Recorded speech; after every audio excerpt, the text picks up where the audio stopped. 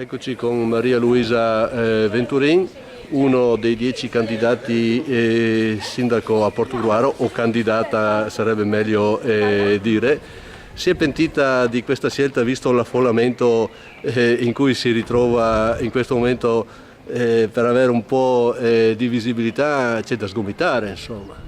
No, assolutamente no, anzi ritengo che il fatto che ci siano tutti questi candidati sindaci, tutte queste liste anche civiche, sia positivo, perché sta a dimostrare che i portoghesi in qualche modo vogliono cambiare, vogliono dire la loro, vogliono cambiare questo sistema che in qualche modo appiattisce il pensiero di ciascuno, e quindi io penso sia positivo. Possiamo dire che si stanno svegliando?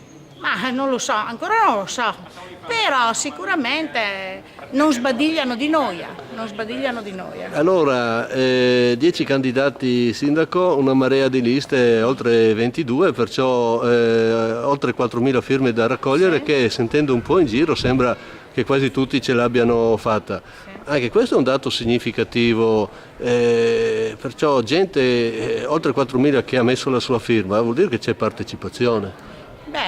Intanto c'è, secondo me, interesse da parte di chi ha costituito le liste di raggiungere il numero di firme, quindi non ci si siede tranquillamente sapendo che già le firme ci saranno, ci si dà da fare. Vogliamo dire nello specifico, perché so che lei è appena andata a depositare, voi siete, sì, quasi a posto, insomma. Sì, sì. Se tutto va bene siete a posto. Bisogna vedere cosa ci risponderanno, sì, quando le andremo a ritirare, insomma. Andando invece un attimo su ciò che per un'altra Portogruaro, sì, in cui c'è questo emblema della serratura con lo sfondo del municipio, i merli del municipio. Sì. È una bella trovata, ma anche un po' sibillina, può essere interpretata in varie maniere. Come mai questa scelta?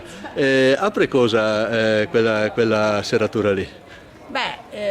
Noi pensiamo che sia ora di aprire il comune ai cittadini. Siamo convinti dall'esperienza passata in questi ultimi anni. Io sono presidente di Portogruaro Vive e mi sono accorta che rispetto a certe problematiche sia comunali sia del territorio, le bocche erano tutte cucite. Lei comunque continua a rimanere presidente dell'associazione? Per il momento sì, sì.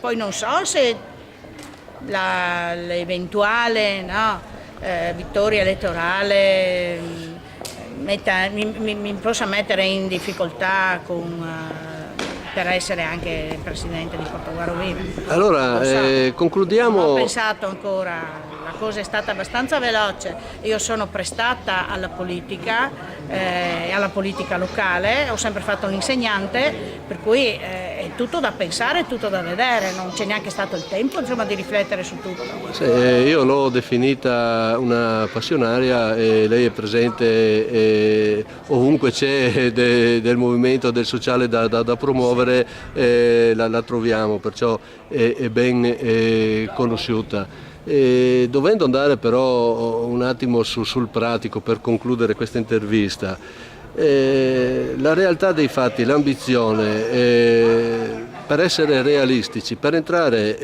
in municipio ci vuole credo il 3%, bisogna superare la soglia del 3%. Sarebbe già un grosso risultato entrare in municipio, perché non credo che tutti i 10 riescano a farlo. Lei si è posta questo come traguardo minimo o non ci pensa proprio tutto ciò che viene?